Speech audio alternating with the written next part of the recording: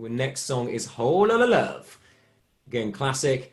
Looking at the top, there's only one chord in the song, an E5. I've written two ways of playing it because it is played slightly differently through the song. And we're going to really break this one down. So at the very start, we have a we have a slide from 5 to 7 on the E string. Whenever you're sliding, look at the next note, because if we slide in with finger 1 to the 7, the next note is 5th fret on the A string. We're now the wrong side to play it.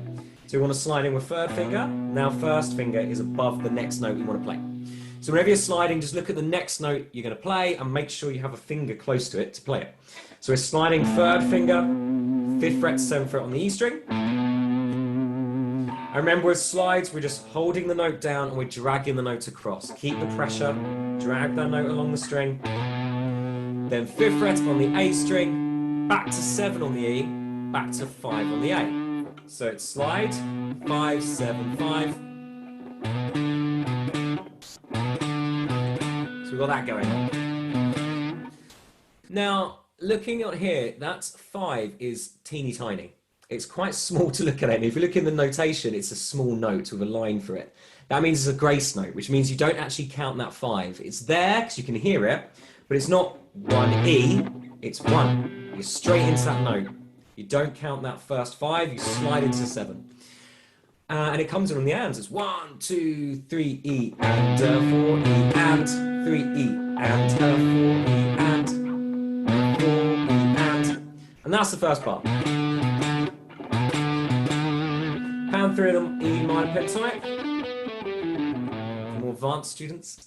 And they've got that little intro there. That comes in again at the end of the little riff. And then we hit the power chord. We've got a 3-finger power chord. 7 on the A string, 9 on the D, 9 on the G.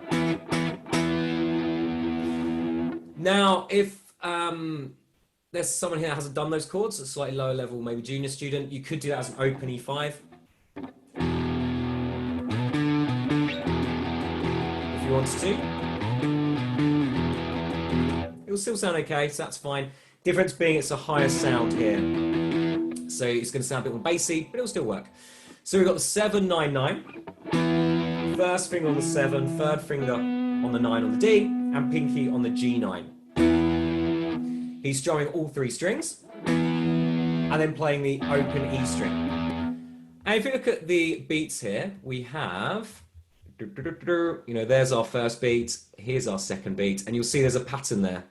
You strum the chord on the number, and then you pick the open strings for the remaining 16th notes. So you're going 1 E and 2 E and 3 E and 4 E and only the first time he plays does he play the G string. After that, it's just the A and the D he strums. So that's why I put 2 different shapes at the top, because the first shape he plays on beat 1, and the second shape he plays then on beat 2, 3, 4. So just put that in context, we have 1 E and 2 E and 3 E and 4 E and so not too mean. Putting those 2 bars together, 1, 2, 3 E and 4 E and 1 E and 2 E and 3 E and 4 E and so hopefully not too mean. He comes to the next bar, he's got the same thing again, but you've got that little power chord a little bit early on the end. So it's 1 E and 2 E and So he strums a chord on the of beat 2, strums it again on beat 3. So it's 1 E and 2 E and 3.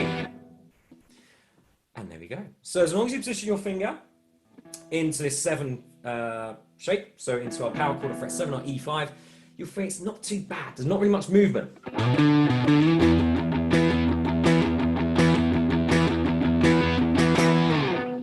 So that's what we've got so far. And then you've got the same riff at the end there.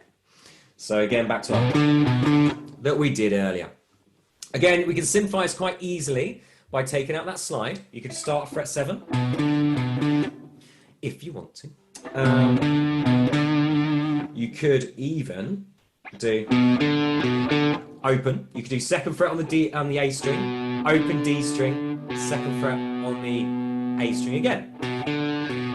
So you could do that. And then E5.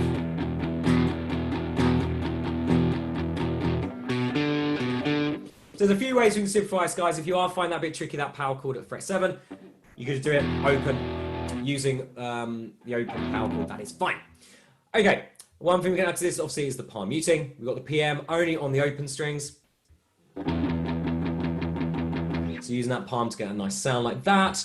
And if I play it through now all together, then we have the 1, 2, 3 E, 4 E, and 1 E, and 2 E, and 3 E, and 4 E, and 1 E, and 2 E, and 3, 4 E,